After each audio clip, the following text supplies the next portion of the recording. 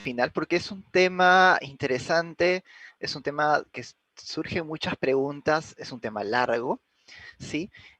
Pero he decidido seguir el orden en realidad que es al que estamos acostumbrados en medicina, es decir, primero vamos a ver un poco la epidemiología, luego vamos a ver la fisiología, porque entiendo que hay muchos conceptos en neurociencias que son necesarios que ustedes dominen para que puedan entender la fisiopato y por ende, una vez que tenemos a personas expuestas a trauma y desarrollan algún tipo de trastorno, ¿qué es lo que vamos a hacer basados en evidencia para poder mejorar su calidad de vida y disminuir algunos síntomas en la medida de lo posible? ¿Está bien? Entonces vamos a revisar como antecedente estas evidencias epidemiológicas que son los antecedentes que llevan a que la subespecialidad surja. ¿Sí? La historia del estrés traumático es una historia de una amnesia disociativa.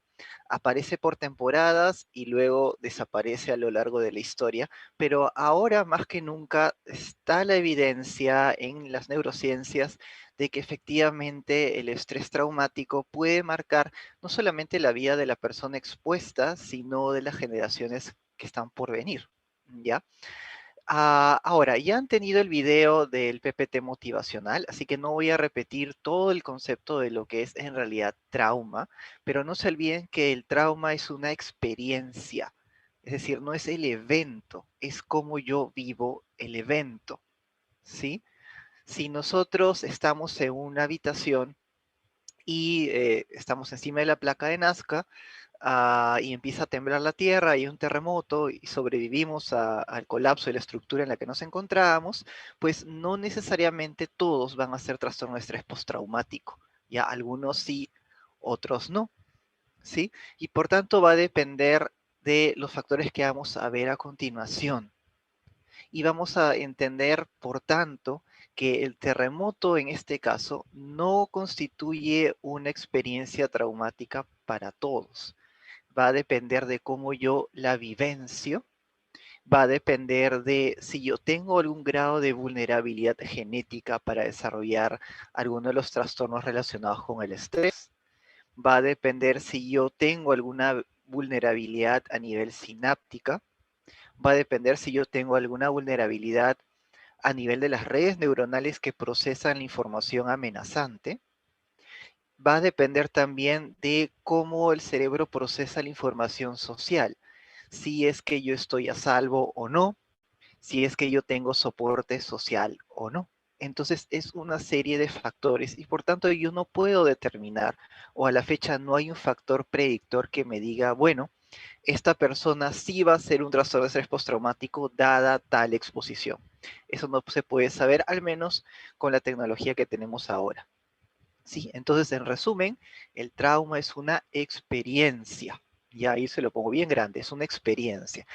Y nosotros, nuestro hipocampo, ya que no lo vean como un disco duro, sino como un gestor de información, lo vamos a ver más adelante.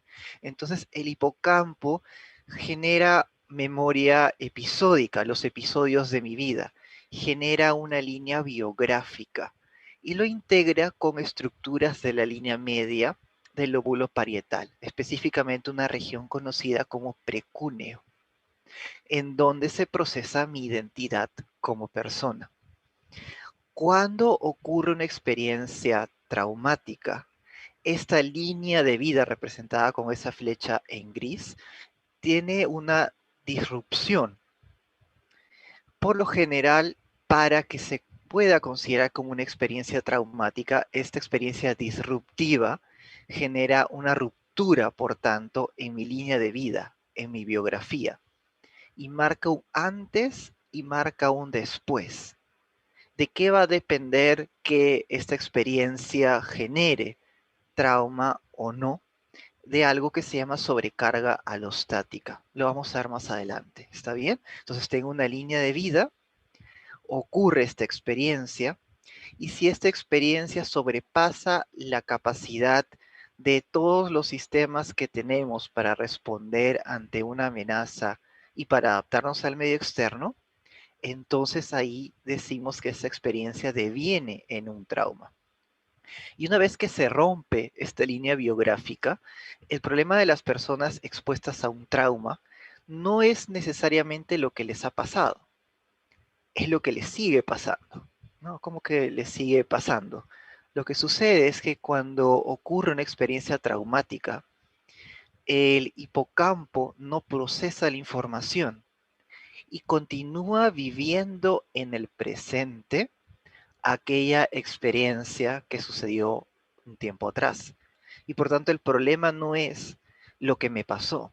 El problema es que las personas con estrés postraumático y estrés postraumático complejo siguen viviendo en el presente como si la experiencia traumática estuviese continuando, ¿ya? Entonces no se olviden de esto, de la sobrecarga alostática. Y nosotros normalmente, nuestro cerebro tiene una serie de falacias. Falacias son argumentos falsos, pero son argumentos que se han mantenido en la evolución porque tienen una finalidad de sobrevivencia. Una de esas falacias es la falacia de justicia, que es necesaria tenerla porque si no la sociedad sería anárquica, pero constituye una falacia. ¿En qué consiste? En que a las personas buenas les tienen que pasar cosas buenas y a las personas malas les tienen que pasar cosas malas. Ahora, sabemos, ya cuando somos adultos, que no necesariamente es así, que hay personas, entre comillas, malas, bajo mi propia definición de maldad, que al final se salen con la suya y nunca les sucede nada, o personas, entre comillas, buenas, que eso va a depender de mi propia definición de lo que es bueno, que al final no les va tan bien y le ocurren cosas malas. Entonces hay una ruptura en la falacia de justicia. Y eso lleva a que la persona tenga una pérdida del significado de su vida. ¿Por qué a mí? Si yo era una buena persona. Cuando en realidad, ¿qué tendría, por ejemplo, que ver el hecho con que tú hayas hecho labor social, con que eso te vuelva inmune a un accidente de tránsito que te deje con alguna secuela incapacitante? ¿Está bien? Entonces, eso es lo primero, la pérdida del significado. La segunda falacia es la falacia de control. Es decir, si a ustedes se les pregunta, "Ok, ¿qué van a hacer cuando terminen su seminario? Ah, bueno, vamos a dar el examen y después voy a, no sé, voy a cenar con mi hermano. Ah, está bien, bacán. ¿Cómo sabes que vas a cenar con tu hermano? Es que vives encima de una placa tectónica. Eh, Vives en un lugar que puede incendiarse. Es una posibilidad.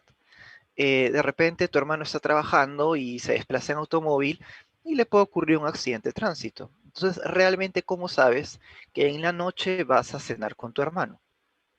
¿Ya? Y no es por meterles miedo, es que es cierto.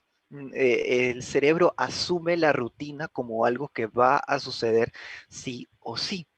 Y asume que nosotros tenemos cierto grado de control sobre eso que está sucediendo. Ya nosotros podemos controlar nuestra agenda o nosotros podemos controlar a los demás y por tanto a mí se me tiene que ocurrir una salida ingeniosa para todo. Pero cuando ocurre una experiencia traumática en la que evidentemente yo no soy el responsable de lo que ha sucedido, se rompe esa falacia de control. Y hay esta sensación de que yo ya no tengo el control de nada o que nada tiene sentido o de una sensación crónica de incertidumbre frente a lo que va a suceder. Y por último, una de las principales razones por las cuales nosotros evolucionamos como especie no es necesariamente que seamos más inteligentes que los demás, ¿sí? Hemos visto cualquier cantidad de noticias falsas en Internet a lo largo de la pandemia, así que inteligentes como especie no necesariamente, ¿sí? Pero algo que nos ha ayudado a sobrevivir es la conexión y la sociedad. ¿Está bien? Acuérdense de este ejemplo. Si ustedes sueltan a Albert Einstein en el desierto del Sahara, Einstein se muere. Con todo y coeficiente intelectual, se muere. Si él puede encontrar a un grupo de Tuareg o de beduinos que habitan en esas zonas y lo pueden llevar al otro extremo del desierto, sobrevive. Entonces no depende tanto de nuestra inteligencia, sino de nuestra capacidad de generar conexión. Y esa sensación de conexión se traduce en información social y se traduce en información a nivel de redes neuronales. ¿sí? A través de diferentes sustancias, oxitocina, vasopresina y una red extensa de neuronas en espejo circuito de Rizzolatti, ¿sí? Entonces, cuando la información ahí es de que estoy solo, de que nadie me puede ayudar, entonces siento una pérdida de conexión con mi familia o mi comunidad. Y esas son las consecuencias más que de repente no se mencionan, pero que son las más difíciles de tratar en una psicoterapia en el trauma. Entonces, cuando ustedes lidian con una persona expuesta, además de todos los cambios que voy a mencionar a nivel de neurociencias, y voy a algo mucho más concreto, están lidiando con una persona que le da igual lo que va a suceder de acá en el futuro, que piensa que no es lo suficientemente buena para X cosa, mucho menos para haber salvado a alguien o haberse evitado contagiar. De repente es una persona que sobrevive a una hospitalización en cuidados intensivos asociada a la COVID-19, ¿sí? Es una persona que no siente que tenga conexión con otras personas. Les puede decir que se siente sola o solo a pesar de estar rodeado de otras personas. Y encima su sistema de significado, o sea, lo que siempre creía que era bueno o lo que siempre creía que era justo está destruido. Si tenía algún tipo de religión, la deja de creer. Si tenía algún tipo de creencia filosófica, se viene abajo. Y eso es lo que tenemos que tener muy en cuenta cuando estamos tratando con estas personas.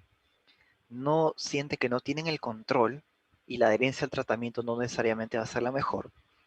Sienten que no están conectados y generar una conexión médico-paciente con ellos, por tanto, va a ser más difícil. Y la pérdida de significado va a llevar a que la vida para ellos no tenga sentido, al riesgo también que hagan depresión y a que haya una dificultad en que continúen con la terapia porque van a decir, ¿para qué me voy a tratar si la vida es igual de vacía, si no tiene sentido, si igual me voy a morir independientemente si me trato o no me trato?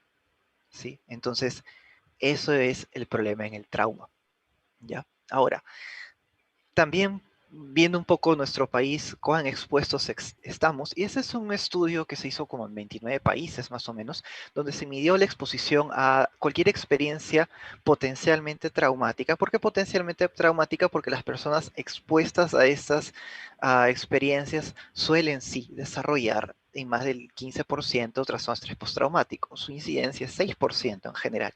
¿Está bien? Entonces son experiencias que sí, tienen ese riesgo alto, por eso se les llama potencialmente traumáticas, ¿sí? Potencialmente porque no todos los expuestos lo van a desarrollar. Y cuando se estudia toda esta serie de países, luego se hace un ranking, ¿no? De cuánto es el porcentaje de la población expuesta a esas experiencias, que van desde violencia política hasta maltrato, negligencia o disfunción social. Y lo que vemos es que de todos los países estudiados, nosotros ubicamos el segundo puesto a nivel mundial. ¿Sí? Por una no gana. O sea, el único país que nos gana en ese estudio es Ucrania luego de la explosión del reactor nuclear, después viene Perú. ¿Sí? 83,1% de la población en los últimos 12 meses refiere a haber pasado por alguna experiencia potencialmente traumática. Y digo refiere porque la gran mayoría de personas, sobre todo si es una exposición tipo maltrato, tipo abuso o tipo abuso sexual, no la va a decir. El Observatorio del Ministerio de la Mujer para la Prevención, Erradicación, Detección de Violencia contra la Mujer y otros integrantes del grupo familiar muestra que en realidad más del 70% de las mujeres expuestas a este tipo de violencia nunca lo reportan. ¿Sí? Entonces probablemente este 83,1 sea más. Sí, acá hay una suma de factores entre violencia, entre terremotos, entre desastres naturales, entre las secuelas de la violencia política, sí, entre asaltos y entre abuso sexual, que es bastante alto en nuestro medio también. Ahora, ¿por qué decimos que es importante el trauma? 4 estudios, vamos a pasarlos un poco rápido porque quiero hacer hincapié más en la clínica, pero sí es importante que sepan de dónde sale este interés en estudiar el trauma. Son 4 estudios, ¿sí? Un estudio de donde surge la hipótesis de que la exposición traumática sí tiene el potencial de generar algún tipo de daño a largo plazo incluso. un estudio retrospectivo, el estudio ACE, que es el estudio de las experiencias adversas en la infancia, que en realidad no fue en la infancia, fueron personas estudiadas hasta los 18 años, ¿está bien? Pero se llama ACE en inglés. El programa de intervención temprana de Bucarest, que es un estudio retroprospectivo, y quiere decir eso, que yo cojo a personas que fueron ya expuestas, ¿sí? Es decir, los cojo en este punto, estas personas en el pasado han sido expuestas a trauma, pero voy a seguirlas por un tiempo. Entonces tengo una parte retrospectiva y tengo una parte prospectiva, ¿sí? Y un nivel de evidencia más alto son los estudios, el estudio longitudinal de los niños de Berlín, donde es un estudio longitudinal, se le hizo un seguimiento a estas personas para ver qué es lo que sucedía. Entonces, ¿qué es lo que nos dice la hipótesis de la programación fetal, o también conocida como la hipótesis de Barker? ¿Sí?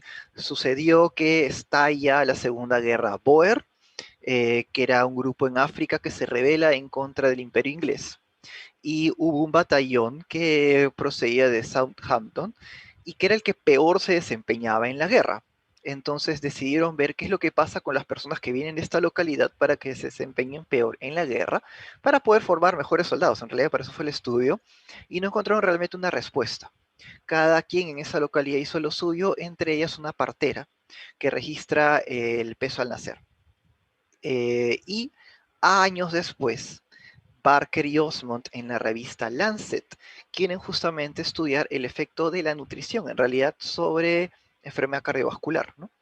Y su hipótesis en realidad era que las personas obesas, obviamente, son las que tienen mayor riesgo. No sé, creo que todos estamos de acuerdo, esa fue la hipótesis.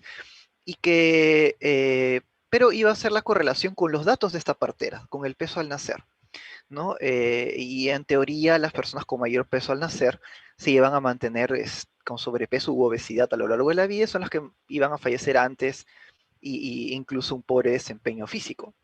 La hipótesis no se sostuvo, porque lo que encontraron era que las personas expuestas a hambruna y con un menor peso al nacer eran en realidad aquellas que tenían mayor riesgo de hipertensión arterial en la etapa adulta y mortalidad cardiovascular. Y eso también es ciencia, que uno se equivoque la hipótesis por si acaso. Y está bien, y se publica. Y de ahí vino el qué pasó. Estudiaron población expuesta a guerra, a la Segunda Guerra Mundial.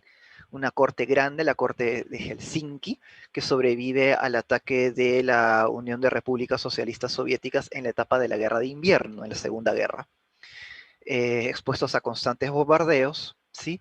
Y lo que encontró era que efectivamente las personas expuestas a hambruna, a lo que él interpretaba como hambruna, tenían mayor riesgo, estando ellos intraútero, de desarrollar en la etapa adulta mayor enfermedad cardiovascular, ¿sí? Y dentro de todos los estudios cogen otra corte más pequeña en La Haya, que es la que sufre la invasión del ejército nazi, y empiezan a salir estudios curiosos, como que estas personas también tienen un OR de 4 o de 5 para hacer trastornos de la conducta, para hacer trastornos de la personalidad, para hacer trastornos asociados a un pobre control de los impulsos. Y viene la pregunta, ¿pero cómo? O sea, ¿qué tiene que ver el desarrollo de mi personalidad con que yo intraútero haya sido expuesto a la guerra?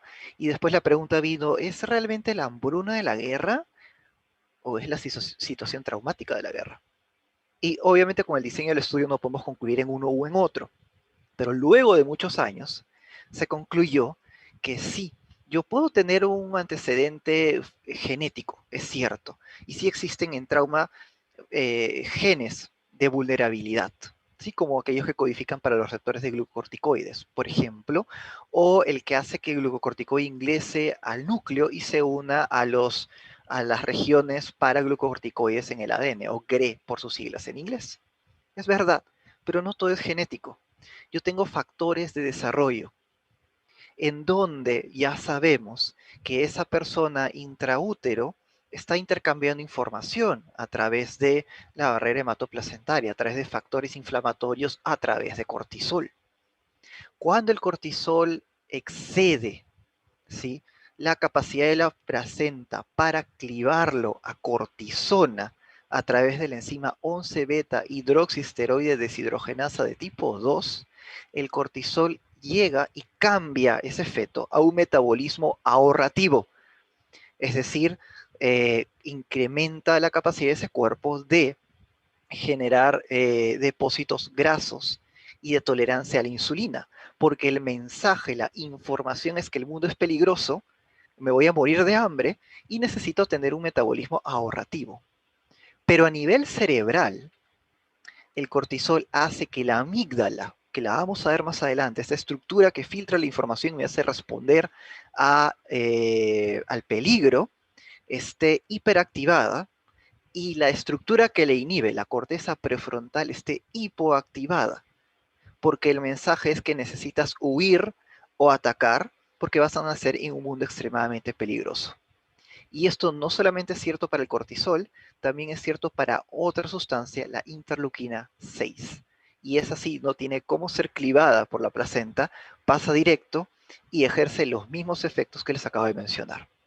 Entonces tenemos una persona con ciertos factores, y sí, con ciertos factores de desarrollo tempranos, incluyendo intraútero, y estos factores ambientales tardíos, el accidente de tránsito, el abuso, la tortura, la exposición a violencia, ¿sí?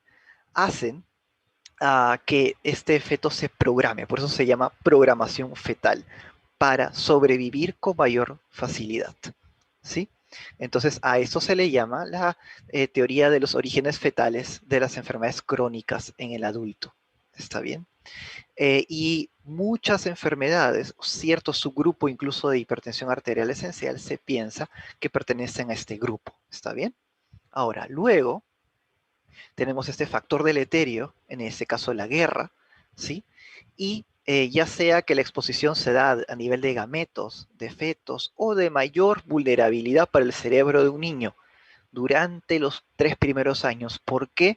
Porque hasta ahí se van a empezar a desarrollar las células progenitoras del hipocampo, ¿ya? Entonces, esta noxa va a generar a la larga deterioro y enfermedades crónicas, enfermedades en el adulto, y me explica las enfermedades multifactoriales. Dentro de ellas, el trastorno de estrés postraumático. Otro estudio es el estudio ACE, que tampoco tuvo nada que ver con salud mental, lo hizo un internista que se especializó también en salud pública. Había una clínica, en resumen, que había hecho un programa para obesidad, y el programa fracasó a pesar que se basó en evidencias, a pesar que la persona era sometida a controles muy seguidos por endocrinología, por nutrición, por un entrenador físico, eh, y se les daba educación en salud, de cosas sencillas, ¿no? Y a pesar de eso, las personas rompían la dieta y el programa fracasó. Entonces contratan, era una clínica, la inversión era extremadamente grande, la clínica no va a perder, esa clínica se hizo en San Diego, ¿no? Una clínica particular en los Estados Unidos bastante cara, y el estudio ACE surge porque llaman a este médico, Felitti, el que desarrolla el estudio, a que por favor vea qué está pasando con su programa. Él como salubrista de la CS uh, debería tener la experiencia para decirle a la clínica qué es lo que está pasando. Entonces Felitti revisa todos los protocolos, todo está en orden, entonces entrevista a los participantes, ya que no encuentra nada. La paciente cero le dice, doctor, lo que pasa es que eh, yo me siento más segura con mi obesidad porque fui abusada de niña por mi tío. Y el médico le dice, pero ¿qué tiene que ver eso con lo que está pasando? ¿No? ¿Qué tiene que ver eso con que abandones el programa? Eres enfermera encima, ¿no? Un trato un poco recriminante. Y la enfermera le dice, lo que pasa es que cuando mi tío hacía lo que me decía que yo valía únicamente porque, entre comillas, mi cuerpo era violable. Y a los 14 tomé la decisión de malograrlo para que me deje hacer daño. Y efectivamente empecé a comer todo lo que podía y llegó un momento de los 16 que me dijo que ya no valía ni siquiera para eso. ¿No? Pasaron los años, tengo 39, tengo obesidad grado 2, soy enfermera, lo sé, empecé a bajar de peso y desde que estoy en sobrepeso, siento que hay pasos detrás de mí, siento que los hombres que me miran me quieren hacer daño. Empecé a salir con un enfermero colega y yo lo conozco de tiempo, sé que él no me va a hacer daño, pero tengo las ideas repetitivas de que este hombre me va a hacer daño y me va a volver a abusar. Y yo de verdad prefiero morir en paz dentro de un año de un IMA que realmente vivir esta tortura, doctor. Estas experiencias de trauma se repitieron en el resto de pacientes que fracasaron en el programa. La CDC no cree lo que está pasando y hacen este estudio en 17.000 personas, donde se les pregunta si vivieron algún tipo de abuso y tienen ahí cuáles fueron los abusos, físico, emocional o sexual.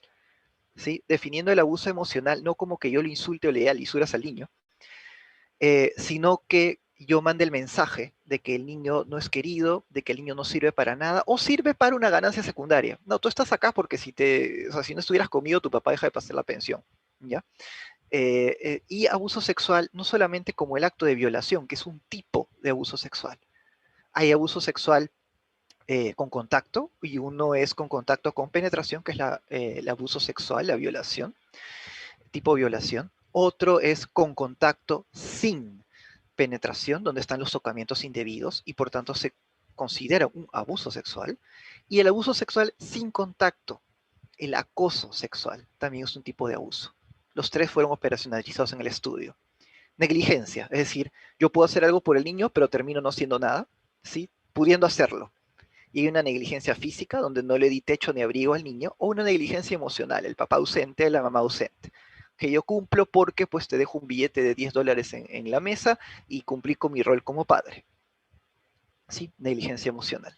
Y lo otro es que de repente no hubo abuso, no hubo negligencia, pero el entorno social del niño, ¿sí? Algo que ellos operacionalizaron como disfunción familiar, es tóxico. Alguien con un trastorno mental en la familia no controlado, ojo, no controlado, y la mayoría eran depresión. Está bien, pero quitarnos el estigma de esquizofrenia, no, fue depresión. ¿Sí? Que hay un familiar encarcelado porque se asocia a violencia y a conductas psicopáticas, lo que el niño empieza a aprender, que el niño haya sido testigo de violencia contra la madre, de que en casa alguien haya abusado de sustancias y el icono son efectivamente pastillas porque por sustancias no solamente son las sustancias de abuso, ¿sí? Sino cualquier fármaco no prescrito por un médico, y el divorcio o pérdida de los padres antes de los 18 años. ¿Está bien? Lo que encontraron fue devastador. Primero, ya, primer mito. ¿Se acuerdan que les dije? Era una clínica en Estados Unidos súper cara. Ya, entonces el mito de que esto solamente es para gente pobre, falso. Era clase media alta a clase alta. ¿Ya? Mayoría caucásico, es decir, la mayoría étnica predominante en ese lugar. Entonces, no es algo de minorías, no es algo de gente pobre, es algo que le atañe a todos nosotros. Y uno, que los ACEs son comunes. De estas 17.000 personas, 64% refirieron por lo menos un ACE. ¿Sí? 6 de cada 10 es bastante. Entonces los ACEs son más comunes de lo que pensamos. Otra cosa es que la gente no los comente o que la mayoría puedan ser resilientes. Segundo, a más ACEs, más efectos deleterios sobre la salud. A eso se le llama efecto dosis-respuesta, ¿sí? Al punto que cuando una persona tiene, por ejemplo, 4 ACEs, el OR para suicidio es de 17. Es tremendo. El OR, un metaanálisis reciente de tabaquismo y adenocarcinoma de pulmón es de 2.3, si no me equivoco. Y te estoy hablando de 17 para suicidio. Y cuando los ACEs llegan a 6, el OR es de 24. Yo te reto que en el New England busques un OR tan grande para algo en salud. No lo vas a encontrar. ¿Sí? Dosis de respuesta. A más ACEs, más consecuencias deleterias. No solamente se relacionan a salud mental. Como ustedes pueden ver acá, el 25% de las personas expuestas a 4 más ACEs desarrollan en algún momento de su vida enfermedad cardiovascular. El 24.3% cáncer. ¿Qué tiene que ver el cáncer? Vamos a verlo después, ¿está bien? Repetir el ciclo de relaciones disfuncionales y por ende separación o divorcio, 32.9%. Esa sensación que les dije al inicio de trauma, de que la vida no tiene sentido, que ya para qué, que la justicia no existe, que no tengo el control de mi vida, etcétera, etcétera, etcétera, una insatisfacción con mi vida, en casi el 70% de los casos. ¿Sí? Cualquier enfermedad mental, cualquiera, que lleve a que una persona falte al trabajo durante más de 14 días continuos por la enfermedad mental, 61.4%. Una sensación crónica de desesperanza, 42.5%. La refractariedad a cualquier tratamiento farmacoterapia, si yo tengo depresión más ACEs, 42.7%. Si yo tengo ansiedad para ACEs, lo mismo, la refractariedad incrementa. Cualquier trastorno de ansiedad de los que han hecho en su seminario pasado, 55.7%. El que yo adopte conductas de riesgo. el que yo inicie relaciones sexuales antes. ¿Cuánto antes? 10 años para los varones, perdón, para las mujeres, 9 años para los varones. Vamos a ver después por qué. 58.9% de estas personas, obviamente nadie le habla a un niño de 9 años de uso de métodos de barrera. Entonces el riesgo de hepatitis B o de VIH es hasta del 60%. Y que estas personas tapen su psicopatología con consumo de sustancias, 21.3%. Las personas no solamente consumen más y tienen más riesgo de adicción, sino que el inicio es más precoz. 14 años en promedio. La población con 0 AISES que inicia un problema de sustancias con adicción a la larga, por lo general lo inicia entre los 18 a 24 años. Entonces, adelanta toda la psicopatología. Y esto lleva al punto 4, que si yo sumo todo esto, las personas expuestas a 4 ACEs o más tienen una expectativa de vida reducida hasta en 20 años, que se explica porque en ellos se encontró daño a los telómeros, producto de un estrés alostático crónico y de una programación crónica. Los estudios de intervención temprana de Bucarest, hubo un régimen dictatorial en la época de la Guerra Fría en Rumanía, capital, Bucarest, y según la doctrina de este dictador, a más pueblo, más fuerza de producción. Entonces, que no hayan métodos anticonceptivos en todo el país. Así pasó. ¿Está bien? Si ustedes deciden ser abstinentes y no tener hijos, la multa va a ser tan cara que les conviene más tener al hijo que pagar la multa. ¿Está bien? Se impuso esa multa al no tener hijos, ya a la nuliparidad. ¿A qué llevó eso? A que a lo largo de los años exista no uno, no dos, no tres, sino más de 15.000 niños abandonados en las calles de Bucarest. Entonces empezaron a ponerlo en instituciones precarias, porque no habían el número de cuidadores necesarios.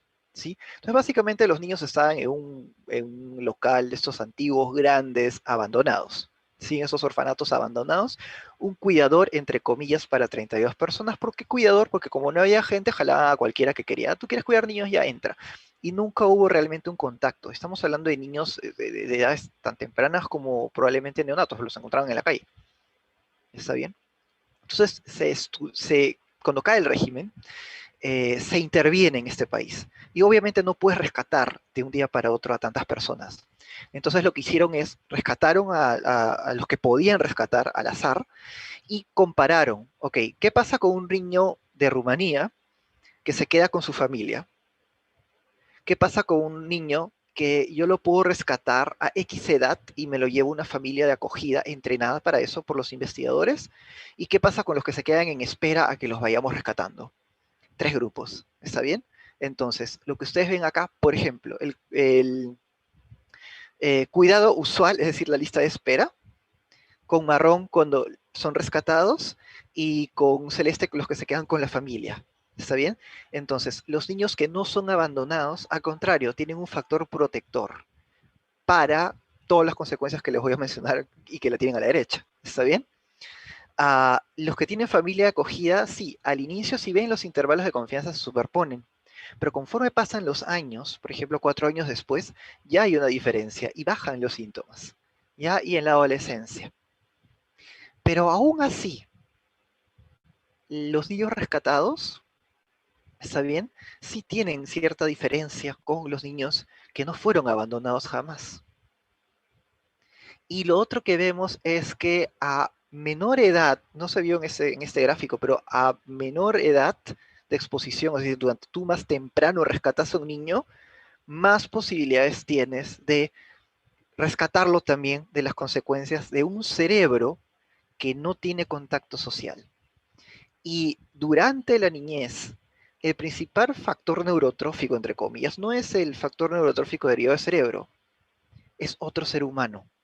¿Está bien? Eso se publica en Nature, Neuroscience, y se ve como el contacto con el niño, el tacto con el niño, y algo que se llama lenguaje maderés, ¿no? Que es este sonido pueril que hacen las mamás cuando tienen al niño, o tú con tu perro, y ya, eso se llama sonido maderés, viene de mamá, lenguaje de la mamá, maderés.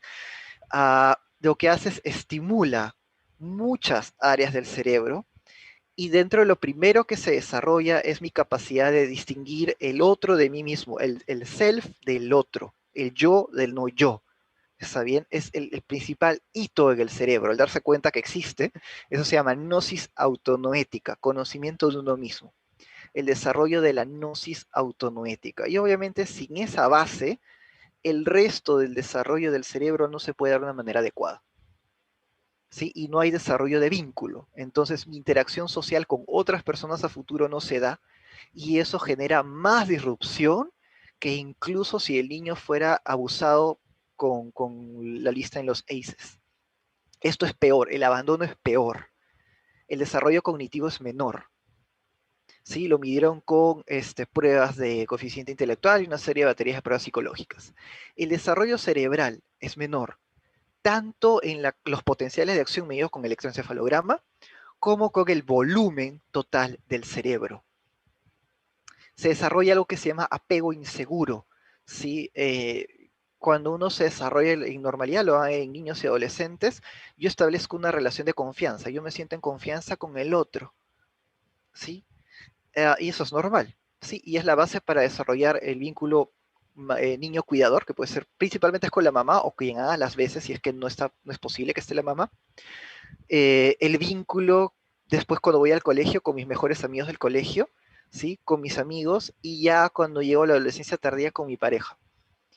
Si esto no se da de manera adecuada, porque este desarrollo de esas áreas del cerebro es inadecuado, se desarrolla algún estilo de apego inseguro, que puede ser evitativo, es decir, me quiero acercar, pero mejor no, la gente es peligrosa y tengo esta necesidad de irme, a, o el apego ambivalente, ¿sí? Que por momentos, bacán, me siento seguro contigo y de pronto no confío en ti, no, vete, ¿no? Y chao, ¿está bien? O un apego desorganizado, es decir, completamente impredecible lo que puede hacer esta persona interactuando con otra, ¿ya? Luego, un procesamiento aberrante de la información de recompensa, es decir, si yo estoy en un mundo donde no tengo un cuidador, está bien, el cerebro interpreta que va a estar en constante peligro, porque no hay quien lo cuide. Y por tanto, la sensación de exploración, que es una red neuronal, que así se llama exploración, SEEK, en inglés SEEK, en inglés, esta red de la exploración no se desarrolla. El niño no sale de donde sea que tenga que salir, porque el mundo es peligroso, porque nadie me cuida. Y si hubiera algo que me motive a salir, alimentos, dulces, está bien, cualquier cosa que hace que la cumbens dispare potenciales de acción, que son necesarios para la sobrevivencia, interacción social con alguien que me cae bien, relaciones sexuales, está bien, simplemente no voy a tener ganas de, no me va a estimular a absolutamente nada. Y el procesamiento es aberrante, ya no se da y la persona no sale, está bien, y refuerza la evitación. Y si yo no hago una buena historia clínica, podría pensar que son síntomas negativos de la esquizofrenia. A ese punto llegamos. Y la psicopatología de depresión, de ansiedad, de TDAH, esas tres, se dispara, ¿sí? Entonces, el abandono genera esas consecuencias, ¿ya? Otra cosa es el estudio longitudinal de los niños de Berlín, donde en la ciudad de Berlín, Alemania, cuando detectaban los casos de violencia, había un periodo de ventana en donde el juez dicta que el niño sea separado del entorno de violencia y realmente se efectiviza. Es un periodo de ventana breve, pero quisieron ver qué pasaba ahí. Entonces intervenían los investigadores, observaban lo que pasaba y le hacían el seguimiento a esas personas. Es decir, abuso sexual, el juez dictamina, se retira el niño en 1 o 2 días, pero luego vamos a ver qué pasa. Y lo siguen, hasta ahora el estudio sigue en curso. ¿Ya? Lo que encontraron es que los niños expuestos hacen cualquier síntoma psiquiátrico, del cualquiera de los temas que has visto ya, cualquiera. ¿Está bien?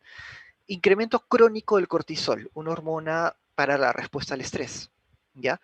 Se incrementa la proteína C reactiva de manera crónica. Ya de repente ustedes la han escuchado en patología, es un reactante de fase aguda. Bueno, pues en este estudio de agudo no tiene nada, porque se queda crónicamente incrementada la proteína C reactiva. ¿Está bien? Y hay un metaanálisis específico de la proteína C reactiva incrementada a largo plazo luego de la exposición a maltrato. ¿Ya? Eso se llama tono inflamatorio incrementado, publicado en Nature. ¿Ya? Y luego el hipocampo es más pequeño. Ya, de repente puede que ustedes hayan leído depresión y menor volumen del hipocampo, ¿sí? Pero luego volvieron a evaluar a estos sujetos de estudio, un metaanálisis, es un estudio de estudios, un estudio que dijo la depresión y menor volumen del hipocampo, el trauma y el menor volumen del hipocampo. Sí, habrá sido realmente por la depresión o será el trauma. Y separaron grupos, gente con depresión sin trauma, gente con depresión con trauma. Y el único subtipo de depresión que tenía menor volumen de hipocampo es aquel que fue expuesto a trauma infantil. Por tanto, el menor volumen del hipocampo no es por depresión, es por la exposición a trauma. ¿Sí? Y otro dato curioso, puede haber un hipocampo pequeño y no necesariamente voy a tener síntomas psiquiátricos. Otro dato interesante del estudio. ¿Ya? Trastornos del afecto, que ya los han visto, y alteraciones conductuales que la van a ver cuando hagan la clase de psiquiatría infantil. ¿A qué me refiero con trastornos de la conducta? ¿Ya?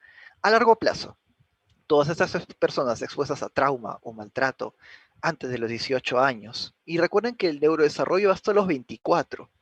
¿Por qué 18? Porque es la edad legal en muchos países, por eso hasta ahí hicieron los estudios, ¿está bien? Pero hasta los 24 es el neurodesarrollo, ¿ya?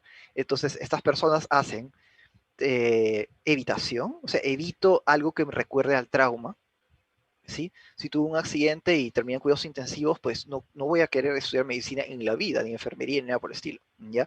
Voy a evitar cosas asociadas. Voy a tener apego evitativo o desorganizado, que ya les comenté brevemente qué es. Incrementa el riesgo de trastornos de la alimentación, de anorexia y de bulimia, de adicciones por la alteración o el procesamiento aberrante en el accumbens de los circuitos de recompensa y hasta psicosis, sin que esa persona tenga esquizofrenia. Y eso es importante, ¿está bien? El estrés postraumático puede hacer psicosis, el trauma complejo puede hacer psicosis, un niño expuesto a violencia puede hacer psicosis y no necesariamente va a tener esquizofrenia. Hay que hacer una buena historia clínica porque si no los condenamos a un tratamiento que no tienen por qué recibir y a una etiqueta diagnóstica que lamentablemente en nuestra sociedad está asociada a estigma.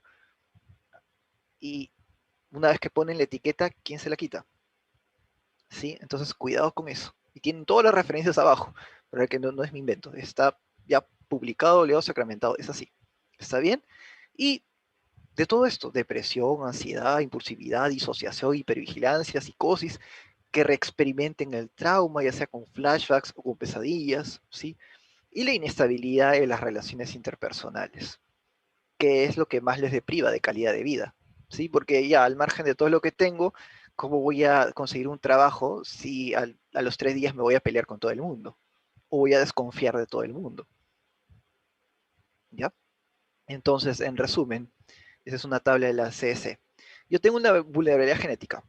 La guerra en nuestro país, sin irnos muy lejos, el terrorismo, ¿está bien? Eh, a eso se le llama trauma histórico. Se estudió mucho en los campos de concentración, en los que sobrevivieron a los campos de concentración en la Segunda Guerra Mundial. ¿Sí? Esto se estudió mucho en Israel. Yo tengo encima del trauma histórico, ya migro y mis condiciones sociales son adversas, pobreza, que es un factor de riesgo para psicopatología también. Encima tengo estos ACEs, ya, y esto de acá va a hacer que mi neurodesarrollo se altere y por tanto un cerebro que es la base de todos estos procesos sociales, cognitivos y emocionales, no va a funcionar, no va a procesar la información de manera adecuada y la persona se va a terminar deteriorando social, emocional y cognitivamente. Además, va a adoptar conductas de riesgo como consumo de sustancias, como relaciones sexuales sin protección. Sí, hay un incremento de embarazos no deseados, ¿ya? Y hay un incremento del riesgo o de que yo continúe el ciclo de violencia y me vuelva un abusador, o bien de que yo me deje abusar por otros porque es el patrón que yo aprendí. Cualquiera de las dos salidas. ¿Está bien? Y obviamente con todo esto encima es donde aparece enfermedad, discapacidad, disfunción social y muerte temprana, que es lo que nos decían los estudios ACE. ¿Está bien? Entonces la exposición a trauma sí incrementa mortalidad. Ahora vamos a ver cómo. Para sobrevivir tengo toda una serie de recursos, está bien, a nivel psiconeuro inmunohumoral, ¿ya? Me voy a detener mucho en la parte de neurociencias, ¿sí? Porque van a tener una clase al final, una teoría al final de psiconeuroinmunoendocrinología. Entonces vamos a dejárselo al doctor Huarcaya. Voy a enfocarme más en la parte de neurociencias, pero eso no quiere decir que lo otro no se dé, se da, ¿está bien? Dos redes neuronales que tienes que entender para poder después entender qué es lo que va a pasar con tu paciente. ¿Qué es la red corticolímbica y qué hace? ¿Y qué es la red córtico-hipocampal y qué hace? ¿Ya? Conceptos previos que te voy a mencionar o que ya te presenté sobre la carga alostática y la sobrecarga alostática, ¿sí? Carga alostática es que el sistema, ¿está bien? Por ejemplo, el eje del cortisol, ¿ya? Tiene a estos niveles una respuesta, empieza a responder, porque estamos en peligro, estamos en peligro, estamos en peligro, entonces esas redes responden, ¿sí? Eso se llama carga alostática. Pero llega un momento en que una gota más a ese vaso lo termina rebasando. A eso se le llama sobrecarga alostática, es la incapacidad de los sistemas de respuesta al estrés de procesar la información y de adaptarme favorablemente al medio. Y respuestas que son normales, porque es, por si acaso, esto es fisiología, es normal disparar cortisol, se convierte a la larga en algo deleterio. Porque lo normal es que se dé el pico de cortisol, se corte el tono inflamatorio normal de las respuestas del estrés y continúa con mi vida. Bueno, hay un temblor, evacuamos, se me pasó, regreso, me siento, continuamos con la clase y ahí quedó. Y el cortisol hizo su efecto, baja el tono inflamatorio de la respuesta normal inmunológica ante el estrés y regreso a mi vida normal. Entonces no es algo patológico. Lo patológico es cuando estas respuestas se sobrecargan, ¿sí? Pero son respuestas normales a experiencias anormales. Entonces, en trauma hablamos más de un problema desadaptativo, más que algo per se patológico, ¿ya? Donde la respuesta normal se perpetúa. Lo que pasa es que la respuesta normal, como les digo, debe durar minutos a horas, no más. Pero cuando esto se perpetúa de manera crónica, es donde los sistemas se sobrecargan y empieza la fisiopatología.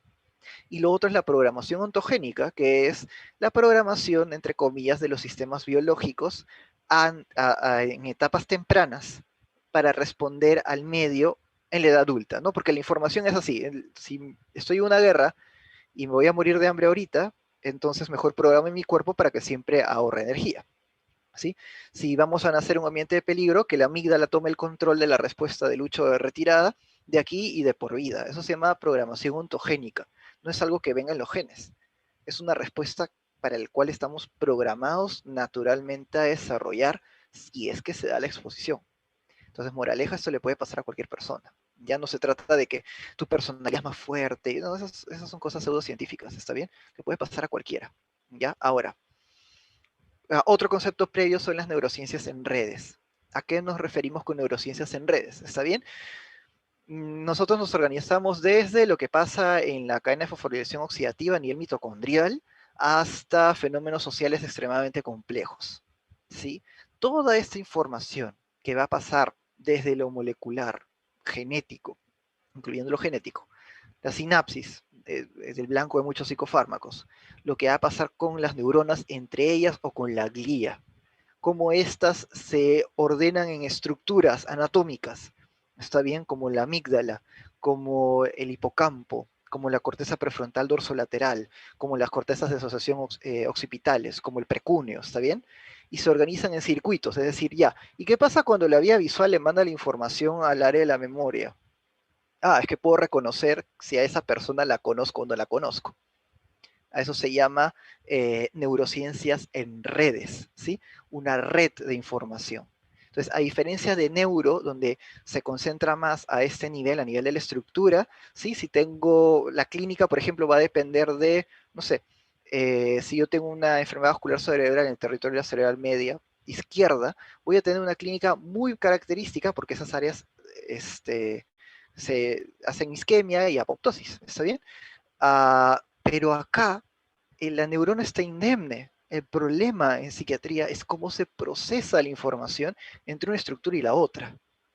Y la fisiopato, por tanto, va a neurociencias en redes. Y por tanto, no es algo que tú lo vas a meter a una tomografía y lo vas a ver. ¿Está bien? O que yo puedo tomar un examen de sangre y me va a salir, ah, tiene estrés postraumático. Puedo tener unos marcadores humorales o inflamatorios, pero que me digan que el cerebro esté procesando mal la información no necesariamente. ¿Está bien? Estos circuitos se organizan en sistemas más complejos, en el propio cerebro, mi identidad como persona y las interacciones sociales. Entonces, esto se llama teoría informacional, ¿sí?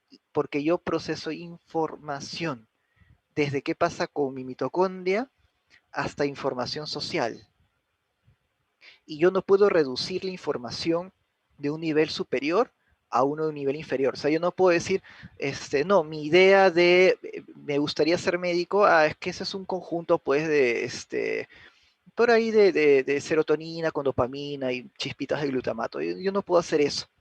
Ya eso no puede realizarse. Eso se llama, es irreductible. Ya yo no puedo reducir una cosa a la otra. Pero te das cuenta que conforme subes el nivel de información, la información es mucho más compleja que solamente reducirla a la suma de sus partes. A eso se llama emergencia. Es decir, el procesamiento de la información de estos circuitos hace que emerja información cognitiva, emerja una emoción, emerja una idea. Pero yo no puedo decir, es que la idea es solamente una información entre el hipocampo y la amígdala. ¿Ya? Entonces no puedo hacer eso. ¿Sí? ¿Dónde nos vamos a centrar? A nivel del circuito, porque es lo que mejor me va a hacer entender la psicopatología y la clínica. Eso no quiere decir que no hayan cambios genéticos que me explican hasta el riesgo de NM, que el acortamiento telomérico en las personas expuestas a trauma, y eso no quiere decir que no hayan cambios cognitivos, como las creencias de no sirvo, no valgo, la vida no tiene sentido. ¿Está bien? Pero nos vamos a enfocar acá, en el circuito. ¿Ya? Entonces, ¿cuándo ocurre una experiencia potencialmente traumática? ¿Ya? El cerebro se procesa la información o cambia el flujo de información a algo que se llama modo de sobrevivencia, en donde la amígdala, está bien, que recibe la información del tálamo, decide por esta información que procesa en 0,125 milisegundos, es súper rápido, que estamos en una situación de peligro y tenemos que reaccionar sí o nos vamos a morir. ¿Ya? Eso es lo que hace la amígdala. ¿Sí? Entonces, la amígdala, por tanto, es la que aprende qué cosa es una amenaza y qué cosa es no, por la información que le viene de los sentidos a través del tálamo. Está bien, las subestructuras no me interesa que se las aprendan, ¿ya? Pero llega al complejo vaso lateral de la amígdala, ¿sí? O complejo lateral anterior, al complejo basal, al núcleo central anterior, ¿está bien? Y las neuronas intercalares son las que regulan este flujo, pero me interesa más que se aprendan amígdala y punto, ¿está bien? La amígdala hace este procesamiento de información. Ok, esto es peligroso. ¿Y qué hace después? Envía una información al tronco, especialmente una zona que se llama, a dos zonas importantes. La sustancia gris periacueductal, que funciona con serotonina, importante porque ese va a ser nuestro blanco farmacológico, y dos, el núcleo del tracto solitario, que tiene conexión anatómica íntima con el núcleo del décimo par craneal, que actualmente se sabe regula el tono inflamatorio a nivel periférico. ¿Ya? Entonces hay una respuesta hacia la sustancia gris y una respuesta inflamatoria. ¿Está bien? Y luego, está bien, el hipocampo va a recordar en dónde fue, cómo fue, a qué se asoció. ¿Por qué? Porque yo tengo la próxima vez que me exponga, responder más rápido. ¿Sí? Si sobrevivió un incendio y fue porque hubo una sustancia volátil, la próxima vez que el hipocampo detecte, no sé, olor a gasolina, voy a saltar mucho más rápido. Fijo, esas cosas se llaman claves. Fijo la clave, un olor, un color, un sabor, una sensación corporal, un lugar, la iluminación, cualquier información que venga por los pares craneales que manejan información sensorial, ¿sí? Y lo guardo bien, incluso en el presente. ¿Está bien? Y la información de entre la amígdala y el hipocampo, luego la van a enviar a la corteza cingulada anterior que está acá en celeste. ¿Está bien? Lo vamos a dejar ahí. Imagínense que tiembla la Tierra, ¿está bien? Se sobresaltan, ¿sí? La respuesta de la sustancia gris pericoductal, liberación de noradrenalina, dopamina periférica, se incrementa el tono inflamatorio y luego se dan cuenta que está temblando porque es un camión. Entonces, ¿qué pasó? El tálamo manda la información a la corteza prefrontal dorsolateral para la parte cognitiva. Ah, no, no es la placa de Nazca, es el camión. ¿Sí? Manda la información a la cara ventral, ventromedial, y la amígdala se inhibe. Ah, no, fue el camión, continuó con mi vida, o me río, o hice rocho, lo que sea, pero eso cae, ¿está bien? Entonces, estructuras importantes. Amígdala, lo principal, ¿está bien? Amígdala, ¿ya? Luego, hipocampo, contexto, ¿sí? Luego, que hay una respuesta periférica, sustancia gris periaconductal, núcleo del tracto solitario, ¿sí? ¿Quién inhibe esto? La corteza prefrontal, olvídate, corteza prefrontal. Pues ahí no te aprendas esto en detalle. Con que te aprendas que lo cognitivo lo inhibe, pero de una manera retrasada, suficiente. ¿Está bien? ¿Y quién va a deliberar, a decidir, ok, le hago caso a lo que pienso, le hago caso a lo que siento? La corteza cingulada anterior es la que va a tomar la decisión. Ah, fue el camión. ¿Me termino de ir corriendo o de hacer rocho? Me quedo acá, ok. Eso lo hace la corteza cingulada anterior. ¿Está bien? Entonces, existe esta amenaza, ¿sí? Los sistemas sensoriales filtrados a través del tálamo mandan la información a la amígdala y al mismo tiempo a las cortezas de asociación. Pero esta respuesta es muy lenta. Esto es más rápido. Y por eso yo me sobresalto y después me doy cuenta que fue recién el camión. ¿Está bien? O siento acá algo y salto porque pienso que es telaraña y tengo una araña gigante, una tarántula, y después me doy cuenta que es el pelo de mi perro, ¿ya? Entonces, esta información para sobrevivir es más importante. Entonces, en resumen, primero reacciono y después pienso, ¿ya? Y luego hay un circuito cognitivo después de eso, ¿ya? La amígdala luego va a haber una retroalimentación. Hoy hice roche en la clase virtual porque me fui corriendo y era un camión y nadie más se fue corriendo, ¿está bien? Luego, la amígdala también coordina reacciones defensivas. Reacciones defensivas. Si, no sé, no hagan esto ya, pero si alguien de ustedes juega con otra persona y hace esto y la persona se cubre, eso se llama reacción defensiva. Es el movimiento localizado de ciertos grupos musculares ante una amenaza, pero es local, porque siento un golpe en la cara, me cubro el rostro. ¿Está bien? O pinzo un clavo descalzo y saco el pie, es algo local, no es que todo mi cuerpo salte. ¿Está bien? Pero sí es una amenaza a mi vida, sí todo el cerebro reacciona, ¿ya? Y luego hay una retroalimentación corporal. Tranquilo, estamos vivos, no perdimos el dedo, no perdimos el brazo, o de repente sí. Tenemos una lesión, tenemos una herida, hemos perdido un par de dedos en la explosión, ¿está bien? Esta información regresa a la amígdala y memorizo. Ya, memorizo y genero mapas cognitivos. Este lugar es peligroso, nunca más con una persona como él o como ella, y empiezo a hacer esquemas mentales. Y es importante para la terapia cognitiva, ¿ya? Y la próxima vez que suceda, voy a reaccionar basada en una deliberación. ¿Está bien? Si yo sé que fulano siempre me trata mal, ¿cómo voy a reaccionar la próxima vez? ¿Ya? Inconsciente, ojo, inconsciente. Y luego también puedo reaccionar de manera explícita. ¿Sí? ¿Puedo planificar algo dentro del peligro? Sí. No es que esté necrosada tu corteza prefrontal, está hipoconectada, pero no quiere decir que esté desaferentada. ¿Está bien? Pero esto se produce con el tiempo. Ya en un trauma agudo, olvídense de esto. ¿Está bien? No les voy a tomar nada de esto. ¿Ya? Pero lo que quiero que vean es que lo normal es que el nervio vago mantenga un tono parasimpático. ¿Está bien? O hay un tono simpático mediando por la cadena simpática o la redundancia, está bien para estar alerta, para estar atento a la clase, para hacer ejercicio, ¿no? Para lo que sea, o un tono más relajado para estar tirado en mi cama escuchando música y digiriendo la comida, ¿está bien? Hay un tono parasimpático y un tono simpático. Cuando existe una amenaza a la vida, yo adopto un tono simpático más intenso que me prepara para irme corriendo del asaltante, del agresor, del terremoto, o para agredirlo. También lo puedo agredir, es otra opción válida. Tengo dos hijos atrás, no voy a ir corriendo por mis niños, ¿no? Voy y le pego al otro. ¿Está bien? Y es una respuesta normal, por si acaso. Por tanto, emociones como el miedo o la ira tienen esta función de sobrevivencia. ¿Está bien? Si el trauma continúa, el tono simpático se incrementa, tipo ataque de pánico. ¿Está bien?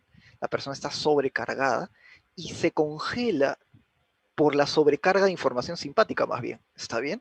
se congela en ira o se congela en pánico. Pero cuando ya la persona sabe que el desenlace es inminente, sí se prepara para morir y ocurre todo lo contrario, un colapso.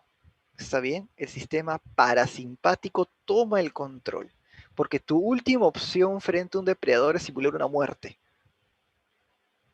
¿Está bien? Como que si el león no te va a comer muerto, él no come carroña, come carne viva, come alimentos frescos. Entonces va a pasarte por alto. ¿Por qué hablo del león? Porque nuestro cerebro se desarrolla evolutivamente en un contexto cazador-recolector, no un contexto de Lima, Perú.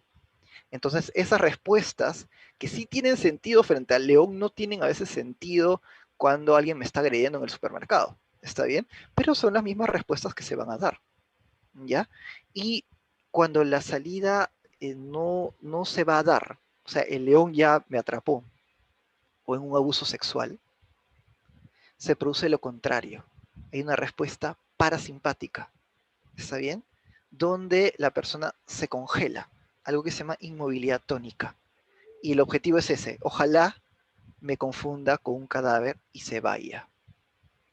Y incluso puede haber perdido la conciencia. Importante, sí, porque el 30% de las mujeres expuestas a violación hacen un congelamiento durante la experiencia traumática. ¿Por qué digo importante? Porque a veces van a ir al médico al legista o van a ir a la policía y ¿qué es lo que le van a decir? No, tú te dejaste. Es que no encuentro epiteliales subunguales. O sea, debajo de las uñas células epiteliales del agresor. No te has defendido. ¿Te ha gustado? Eso le dicen, por si acaso, dice que suena desagradable, pero eso les dicen a nuestras pacientes en el hospital, le dicen eso. Te has dejado, te has querido, te ha gustado. Seguramente estás acá por despecho, era tu pareja y porque no hay nada. Te has quedado quieta. ¿No? Y es falso. ¿Ya? Y la ciencia demuestra que eso es falso.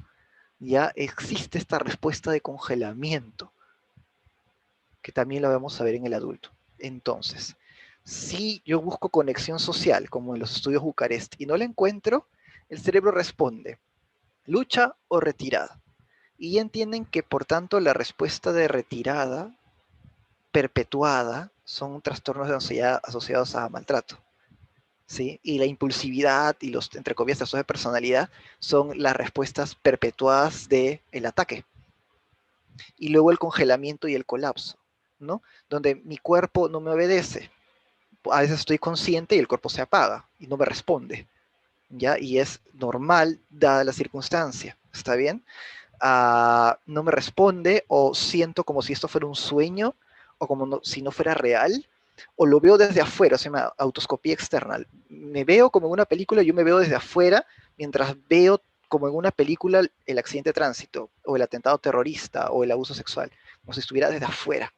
Ya, estos síntomas bizarros de desconexión, que son una perpetuación del congelamiento y el colapso, se llaman síntomas disociativos. Desrealización, despersonalización, sensaciones de adormecimiento. Al examen físico hasta hay analgesia o hipolgesia en guante, se me adormecen las manos solamente, o en calcetín, solamente los pies, ¿ya? Porque entiendo que yo tengo que huir y me puede herir los pies, mejor no sentir lo que les pasa, o voy a estar atacando y mejor no sentir cuando me rompo los dedos o me hago la fractura del boxeador por defenderme, ¿ya? Eso es normal.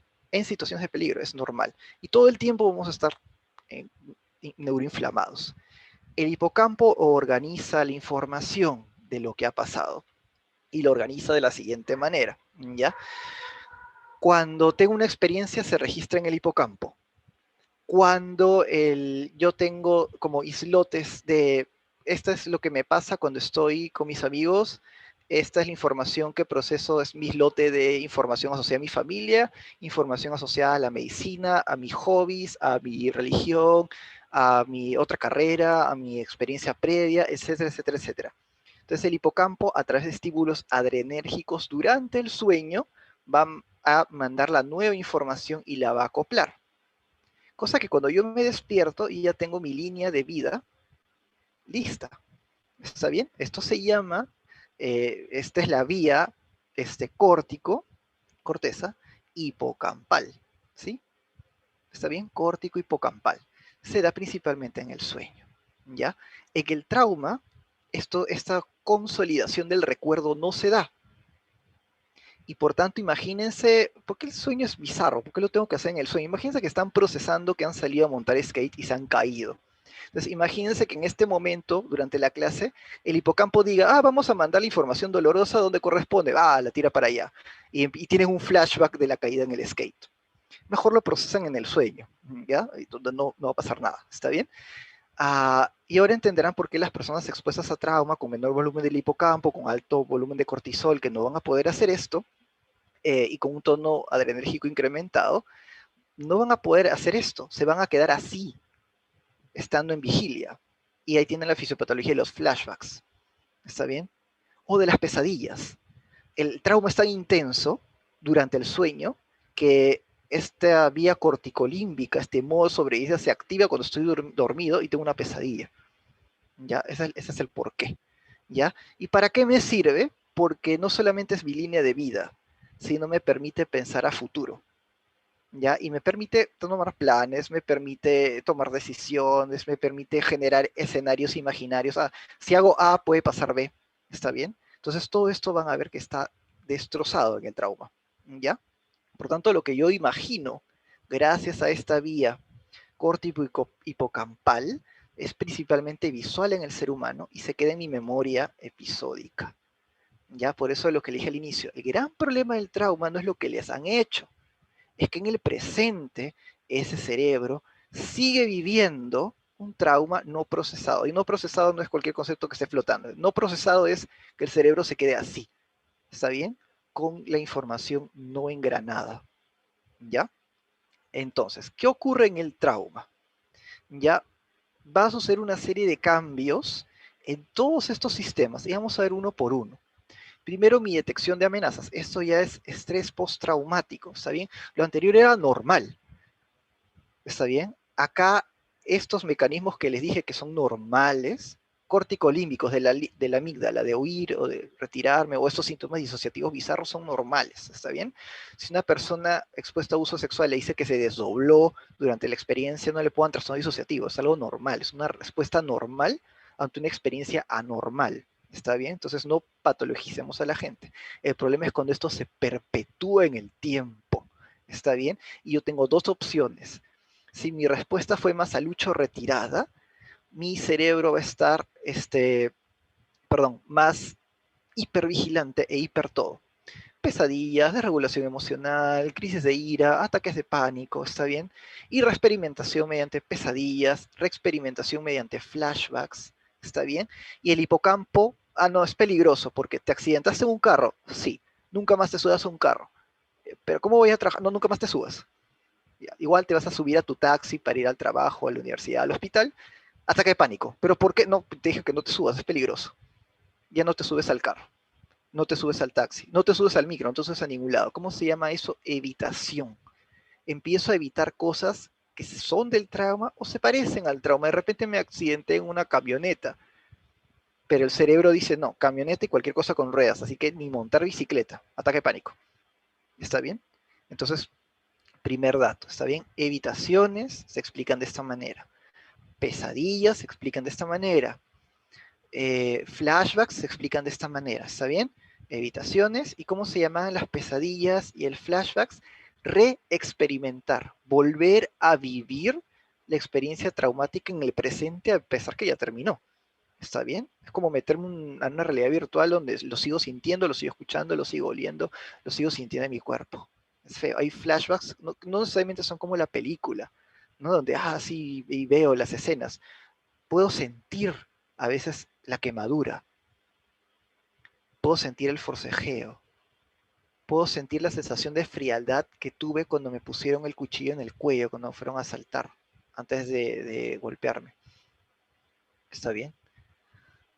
O en mi cama, no me gusta mi cama, no me gusta el invierno en mi cama, porque me hace recordar el frío de la unidad de cuidados intensivos.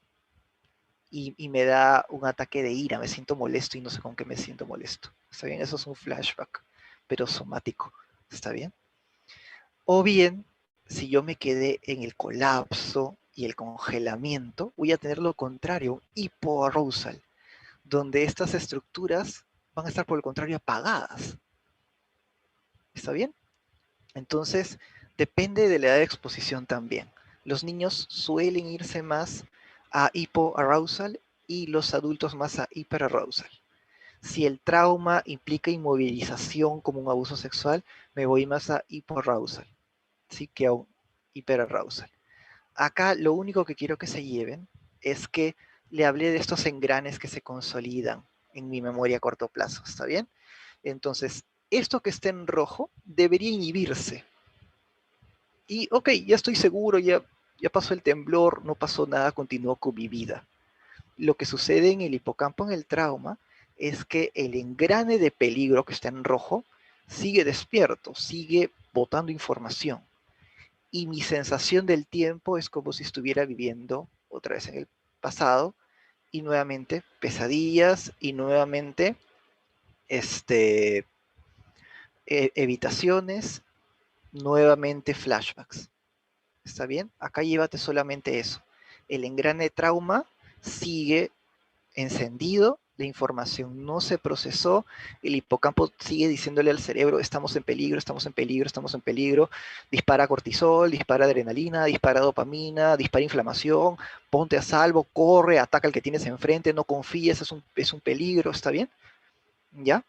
Ah, luego, la red de recompensas, que ya se las mencioné en uno de los estudios, es para evitar salir y exponerme a un peligro. Y por tanto va a haber una hipoactivación de toda la vía dopaminérgica. Estos son los niños expuestos a trauma, ¿está bien? Área tegmental ventral en el mesencéfalo, que es de donde salen las vías de dopamina, ¿ya? Están hipoactivadas, ¿sí? Están en rojo, rojo, rojo, ¿ya? Entonces, por eso el riesgo de psicosis. La vía dopaminérgica está funcionando mal. Y el riesgo de adicciones también, porque también las adicciones, el aprendizaje, las sensaciones de placer dependen de esa vía. Esto de acá, importante, ¿ya? Pregunta de examen. Las estructuras que integran un hemisferio con el otro, el cuerpo calloso, ¿está bien? La comisura blanca anterior, blanca posterior, la comisura interhipocampal y el cuerpo calloso, que es la más grande.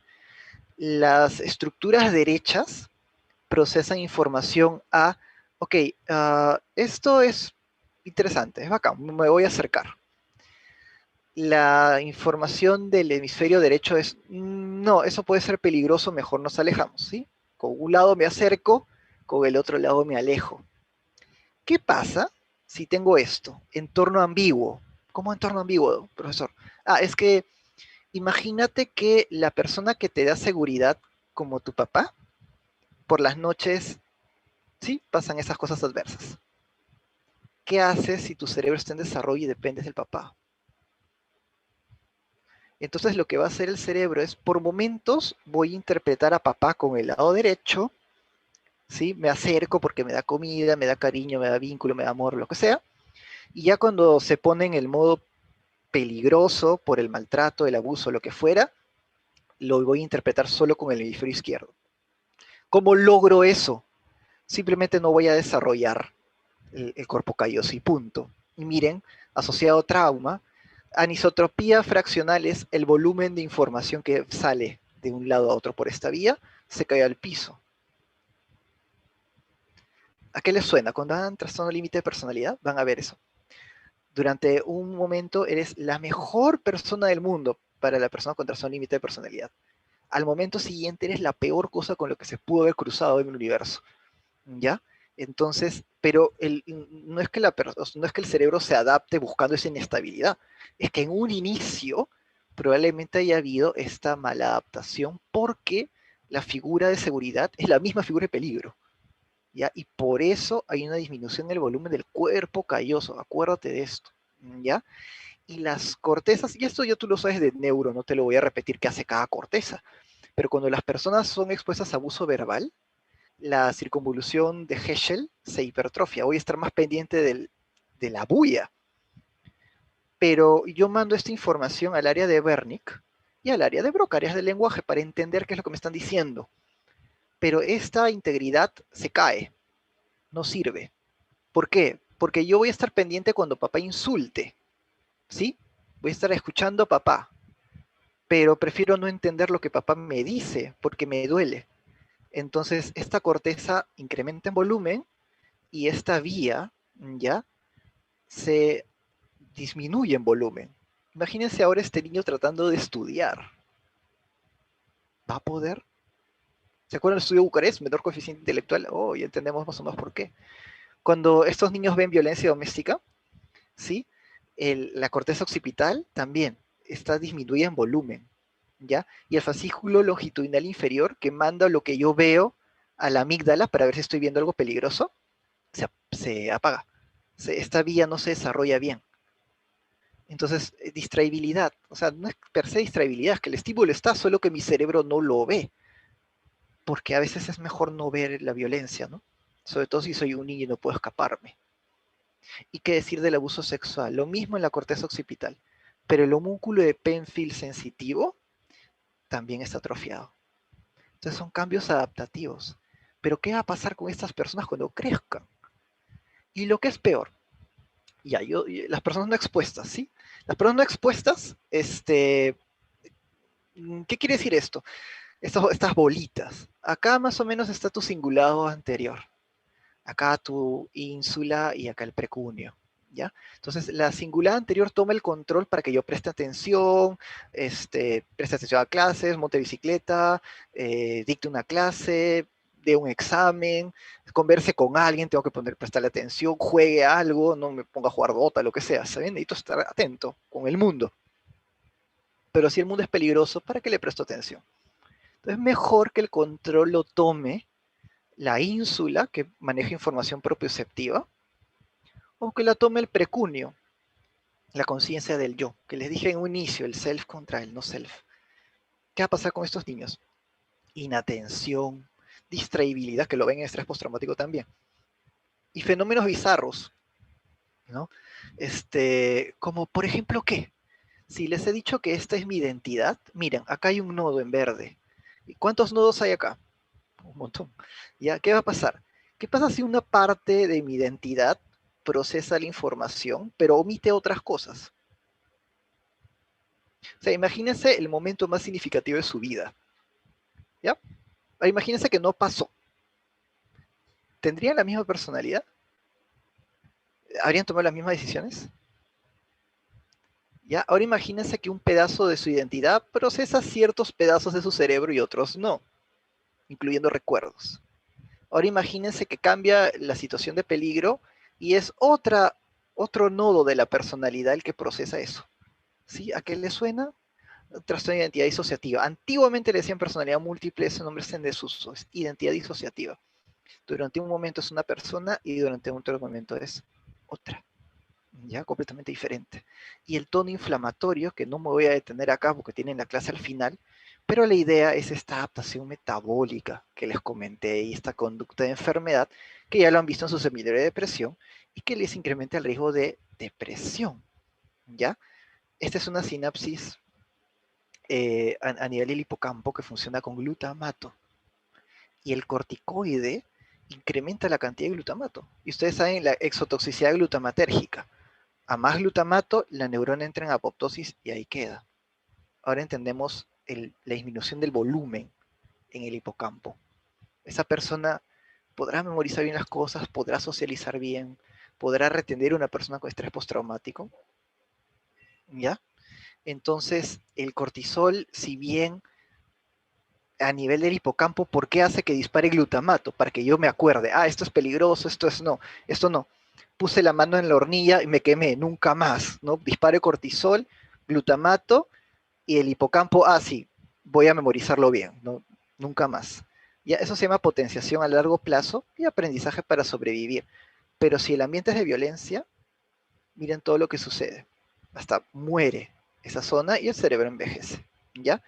Y altera áreas de sensibilidad, incrementándome el riesgo de lo que se llama síndrome de sensibilización central.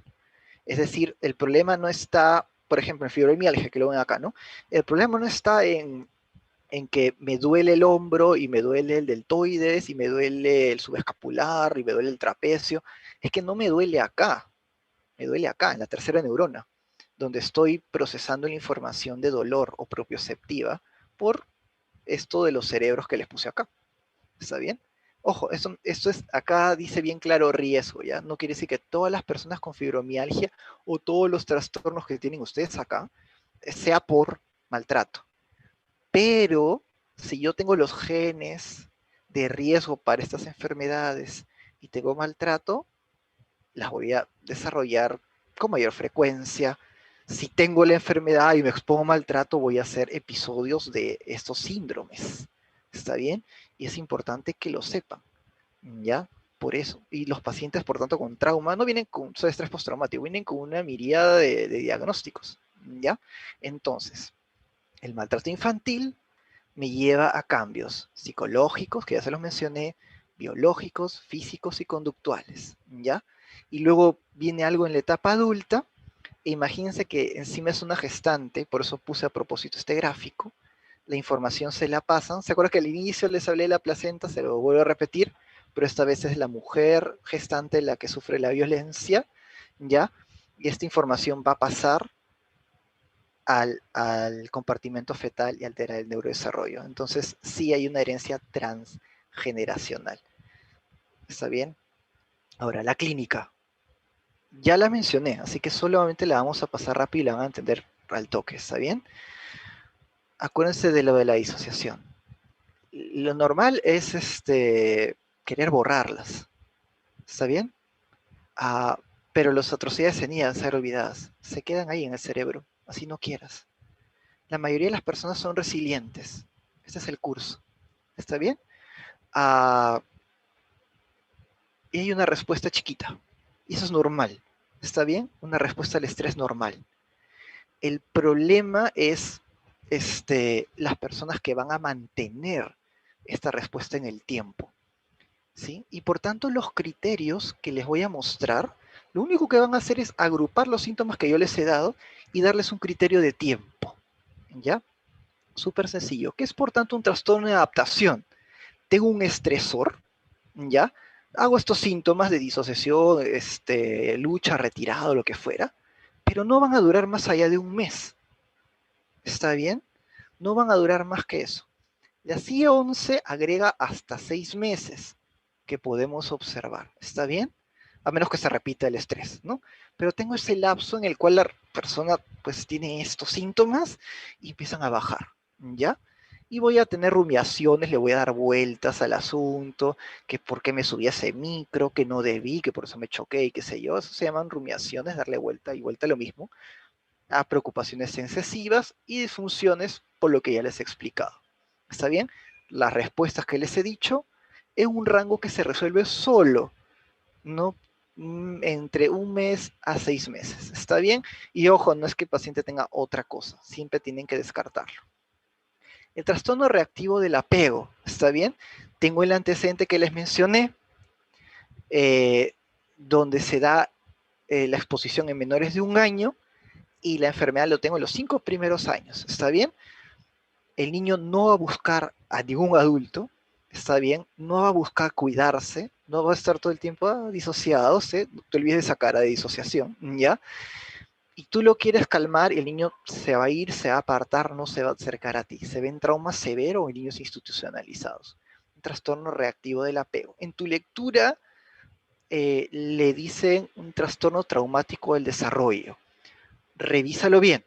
Ya te puedo preguntar algo de eso. ¿Sí? Les dejo un video, lo ven ustedes después. ¿Está bien? El trastorno por duelo prolongado. ¿Ya? Fallece alguien significativo. Criterio de exposición. Dura, el duelo es normal. Así que, está con duelo, trastorno. Tranquilo, eso es normal. Cuando paramos la oreja, cuando esto dura más de 6 meses, o de repente excede lo esperado por la norma social, de repente en su religión tiene que vestirse de negro un año, excede los 6 meses, no, pues es que es su religión, ¿ya? Pero ¿cómo está su examen mental, su psicopatología, ¿ya? Ideas de culpa, negación, no, no está muerto, no, que fue mi culpa, es como si no se hubiera ido, no arreglo su cuarto, lo tengo todo igualito, porque no sé, porque lo voy a tener igual, ¿ya? Alexitimia es cuando yo no siento nada, ni ira, ni odio, ni ansiedad, nada, no siento nada, estoy plano, no siento nada, ni sé cómo describir el que no siento nada, eso se llama lexitimia, la incapacidad de describir una emoción. Embotamiento afectivo, ira, tristeza, que ellos lo saben, la sensación de dolor, mi conciencia, yo siento que una parte de mí se ha muerto. Eso es lo principal en ellos. Pero acuérdate la temporalidad. Estas reacciones hasta son normales. En un lapso de 6 meses deben disminuir. Y si es alguien querido, siempre va a haber esa sensación de que algo de mí ha partido. Pero no debe producirme esa intensidad como tienen ustedes en las diapositivas. El estrés postraumático, una experiencia traumática X, ya el trastorno, a diferencia del DSM, porque se vio en estudios que no era tanto como el DSM dice, no es que tienes que cumplir 4 semanas y ya, porque el hipocampo al día 28 dice, me voy a atrofiar, no, eso no ocurre, el psicópata se da independientemente del criterio, ¿ya? Entonces, varias semanas, pero si yo ya veo que aproximadamente 2 o 3 semanas, luego del gatillo, la persona tiene percepción constante de amenaza, sí, todo el tiempo mira para atrás porque algo le puede pasar, porque se están persiguiendo, porque escucha pasos, ¿está bien? Evita cosas que ya les expliqué qué es. O reexperimenta flashbacks, pesadillas, trastorno de estrés postraumático. ¿Está bien? Si tiene esas 3 características más la exposición, digo que tiene un trastorno de estrés postraumático. Esa es la definición. Nuevamente, percepción de amenaza, más evitación, más reexperimentación. Y el complejo es lo mismo, entre comillas, pero, y eso es importante, antecedente de, no de un accidente, no de un abuso, sino de algo prolongado como el maltrato infantil o en guerras, tortura, esclavitud, campañas genocidas, lo que pasó con Sendero Luminoso hace varios años, lo que está pasando en el día de hoy en nuestra sociedad, violencia doméstica prolongada. Así que sí vas a ver en adultos trauma complejo, abuso físico o sexual repetitivo. Acá la clave es repetitivo, donde no solamente tengo evitaciones, sensación de peligro y reexperimentación, sino que acá encima la persona tiene lo que les mencioné al inicio del trauma, ¿ya? Desregulación afectiva. Esto de que en un momento te quiero, en el otro te odio, ¿está bien? Y es muy intenso, ataques de ira, ataques de pánico, ya luego se calma. Pobre autoconcepto, yo no valgo, yo no sirvo, ¿para qué? ¿Está bien? La vida no tiene sentido, todo está vacío, todo lo que les dije al inicio de trauma, y no va a relacionarse adecuadamente con otros. Entonces, al final, el trauma complejo es más prevalente de lo que pensamos en nuestra sociedad por la violencia. ¿Está bien? Y mi sistema de creencias o se van a ir a que el mundo es peligroso, ellos son malos, ellos son basura, ellos son X, Y, Z, o que yo no sirvo, que yo no valgo para nada. Y los trastornos disociativos que no los voy a desarrollar, eso ya es parte de la especialidad. Basta con que sepa que existen. Son síntomas raros, como los que les dije, siento que una parte de mi cuerpo no me obedece.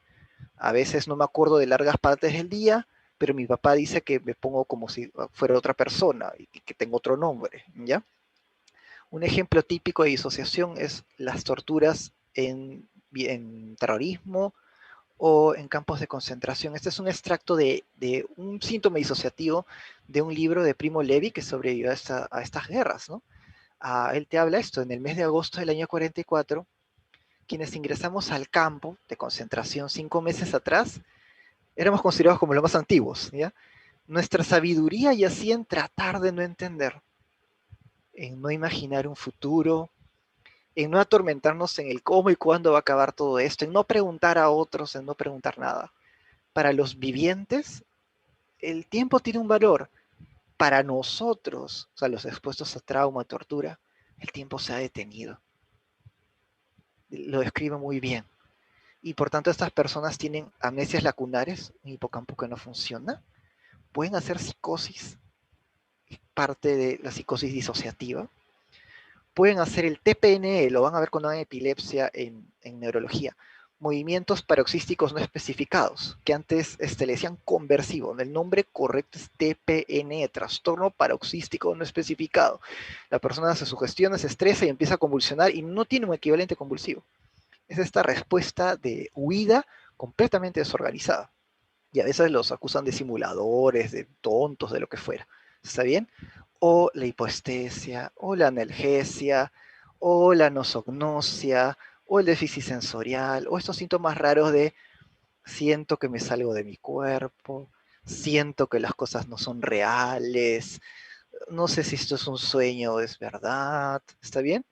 Que se agrupan de esta manera, eso no les voy a preguntar, pero sepan que existen, sepan que son reales, ¿ya? Sepan que están infradiagnosticados, sepan que tienen tratamiento paliativo, ¿ya? Y sepan que el paciente no está mintiendo, sepan que el paciente tiene cambios cerebrales que explican científicamente por qué existen las personalidades múltiples, ¿está bien? O todo el espectro de la disociación, ¿está bien? No les voy a preguntar estos diagnósticos porque es algo de especialidad. Y la terapéutica es la misma para los trastornos, ¿está bien? Primero es cortar el ciclo, ¿ya? Porque yo no puedo tener un paciente expuesto a violencia, ¿ya? Y tratarle el estrés postraumático, ¿ya? Es como que tengo una diarrea porque se comió una endotoxina, ¿ya? Le doy tratamiento X y ya sigue tomando el agua sucia, ¿no? ¿No? O peor, le doy antibiótico a la endotoxina, ¿no? Peor, ¿no? Ya, le doy, toma sulfa todavía, ¿no? Toma tu sulfa para tu diarrea. Y sigue tomando agua contaminada. Ya, es lo mismo. Si no sacamos a las personas de violencia, ojo, tú no lo vas a hacer, pero puedes levantar el teléfono y marcar la línea 100 y hacer la denuncia anónima. No, que qué roche, bueno, te cuento que estás obligado por ley a hacerlo. Puede ser anónimo. O decirle a la persona, te aconsejo que cortes esto, busca apoyo en el Ministerio de la Mujer, llama a la línea 100, contáctate con el chat 100, pero tienes que cortarlo, porque si la persona no lo corta, ya, o no veo a las gestantes en riesgo, no hago bien la parte psicoprofilaxis, lo van a ver con gineco, el ambiente va a ser adverso, ya, necesitamos investigar y prevenir a este nivel, porque después se incrusta el trauma en el cerebro, eso se llama incrustamiento biológico del trauma. ¿Ya? Necesitamos investigar más, es verdad. Pero si no hacemos nada y lo dejamos pasar o no le damos tratamiento, porque no entendemos que esos desdoblamientos no es que el paciente tenga una religión mística que se está disociando, eso lo va a expresar y se lo va a pasar a la siguiente generación, en cualquiera de las formas que están ahí en la diapositiva. ¿Ya? En estrés agudo no voy a entrar en detalle porque tienen un seminario de esto al final, ¿ya? Pero una idea en la población es que la persona tiene que hablar y tiene que votar y tiene que hacer catarsis. ¿Qué dice la evidencia? Que las personas que hicieron eso, que se llama debriefing, esa catarsis, el nombre científico es debriefing, hablar, hablar, ¿qué te pasó? ¿Y qué te hicieron? ¿Y cómo te hicieron? ¿Y qué más? ¿Y que no sé qué? ¿Y que no sé cuánto? Esas personas a largo plazo tienen más deterioro. Entonces está proscrito. Si una persona viene y les dice eso en su consulta, no tienen que, ay, que cómo, así cuándo, dame más de, no, olvídate, es que tienes que votarlo, no. La ciencia dice que estás haciendo iatrogenia. No lo hagas, está proscrito, ¿ya? Pregunta examen, no se hace. Se hacen los primeros auxilios psicológicos o la psicoterapia intervención en crisis. No entro en detalle porque tienes un seminario de esto. Eso lo vas a desarrollar tú investigando y leyendo qué es primeros auxilios psicológicos. ¿Está bien? Del debriefing ya te he dicho qué es esta catarsis que está proscrita. Le vas a generar un trauma más bien, ¿ya? El tratamiento es muy resumido, pero en la práctica es súper largo. 3 fases de tratamiento. Estabilización. Ya, así como cuando tú hacías tu RCP, ¿está bien? Antes del ABC que tenías que hacer, lugar seguro, ¿no? Porque voy a hacer la reanimación, y me quemé con la persona, ¿no? Porque estamos en un incendio, ya. Igual, lugar seguro. Si tu paciente no está en un lugar seguro porque sigue expuesto a violencia, sigue siendo parte de tortura, ¿no? De más está que lo trates, ¿está bien? Lo primero es estabilizar cortando la exposición. 2, psicoeducando. Ya no le vas a hablar del cerebro, pero bueno, lo hacemos en el programa que tenemos en el arco, muy coquito, pero para decirle a los pacientes que son respuestas normales a cosas anormales que les han hecho. Y que sí lo pueden moldear, modular con la terapia o con el fármaco. Se le enseña técnicas de regulación corporal, de respiraciones, porque cortan el estímulo de la amígdala, no porque hay algo mágico detrás del mindfulness, ¿está bien? Cortan el estímulo de la amígdala a nivel del tronco, mandan un feedback negativo y estamos tranquilos, no tienes que irte corriendo, amígdala, cálmate, ¿ya? Les enseñas eso. Y después recién, cuando ya la persona está tranquila, sin violencia, los síntomas han bajado de ansiedad, has controlado la depresión, has controlado la sustancia si es que hubiera, recién ahí lo mandas a una terapia, no es cualquier terapia, es una terapia cognitiva conductual especial para trauma, de procesamiento cognitivo. O a otra terapia que se llama exposición prolongada, que ahora sí una persona que sabe hacerlo, la va a guiar en reconsolidar esos engranes del hipocampo, haciendo que la persona se exponga de manera imaginaria o contándolo. Pero esto lo tiene que hacer una persona que sepa hacerlo, no cualquiera, ni siquiera cualquier psiquiatra lo puede hacer. Eso es algo ya subespecializado, pero tienes que saber que ese es el estándar, ¿está bien? O algo que se llama EMDR. La persona mueve los ojos, se llama movimientos oculares rápidos, terapia de procesamiento por movimientos oculares rápidos. Ten en tu mente la experiencia traumática y sígueme con los dedos. Y tú te quedas, esa es magia. No, porque esta estimulación bilateral genera conectividad en el cuerpo calloso que el paciente no tenía. ¿Y qué es lo que pasa en el sueño finalmente? En el sueño de REM. O sea, cuando tú sueñas y se consolidan los engranes, tus ojos se mueven. Por eso se llama sueño REM. Entonces estás simulando este movimiento y estás procesando indirectamente el trauma de esa manera. ¿Está bien? Entonces, 3 terapias con evidencia, y al resto no. Estas 3, flores de Bach, no es, olvídense, ¿ya? 3 cosas. Terapia cognitiva conductual modificada para trauma o procesamiento cognitivo. Exposición prolongada o MDR. Y siempre en segunda fase, ya no, ahorita fue el terremoto, te muevo los ojos, olvídate de eso, ¿ya? Cuando el paciente esté tranquilo, cuando ya no esté en peligro, cuando lo has evacuado, cuando ha comido, cuando tiene sus necesidades satisfechas, cuando le has hecho tratado la emergencia quirúrgica por el desastre, ya recién ahí, ¿ya? Y al final integración, termina la terapia, estilos de vida saludable y que regrese a la comunidad y les enseñas que pueden recaer, porque obviamente es un cerebro que está pendiente de que no se repita la experiencia. Entonces, si se vuelve a exponer al trauma, va a recaer con los síntomas, es obvio. ¿Ya? Entonces, decirle que esto es posible, que no significa que el tratamiento no sirva o que haya algo malo en ellos o que sean débiles o que no han puesto de su parte, pues eso no tiene sentido, ¿ya? Es normal la recaída, pero ellos tienen que integrar lo que les ha pasado, dejarlo atrás, insertarse en la comunidad y continuar estudiando, continuar trabajando, continuar manteniendo relaciones significativas con sus familiares y seres queridos. Se llama integración. ¿Ya? ¿Y qué fármacos doy? La primera línea es la que tienen en procesamiento, y eso sí les voy a preguntar. Esto es la primera línea. El fármaco tiene menos efectividad. Entonces, ¿cuándo lo uso? Cuando es refractario a esto. Ahí recién pensaré en añadir un fármaco. O cuando lo estoy estabilizando y el paciente no se estabiliza para nada, ahí puedo dar un fármaco. ¿Ya?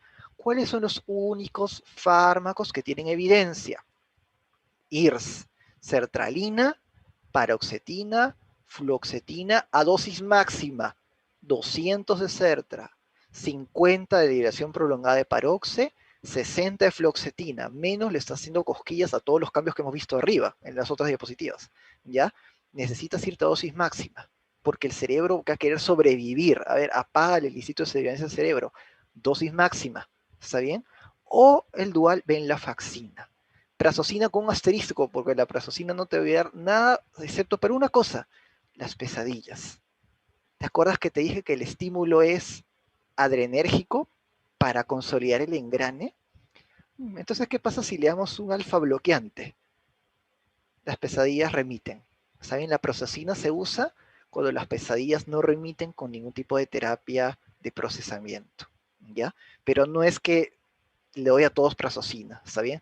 Solamente cuando tiene pesadillas refractarias, ¿está bien? Entonces, por lo demás, acuérdate, sertralina 200, paroxe 50, liberación prolongada, fluoxetina 60, venlafaxina 225, ya menos de eso, cosquillas, ¿está bien?